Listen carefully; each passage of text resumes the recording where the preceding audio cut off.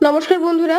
আজকে হসপিটাল যাওয়ার সময় হঠাৎ বৃষ্টি, খানিক তো ভিজে গেলামই, তার সঙ্গে ভেজা কলকাতা শহর একদম সকাল সকাল।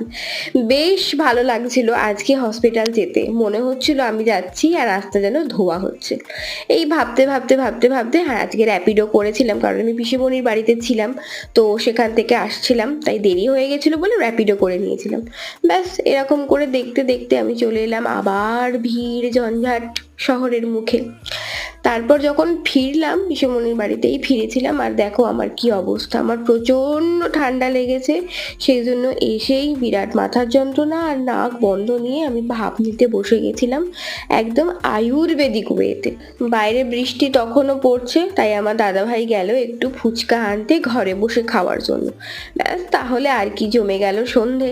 ফুচকা আমরা খাচ্ছি আর তোমরা ভিডিও দেখে সাবস্ক্রাইব করে দিও। টাটা।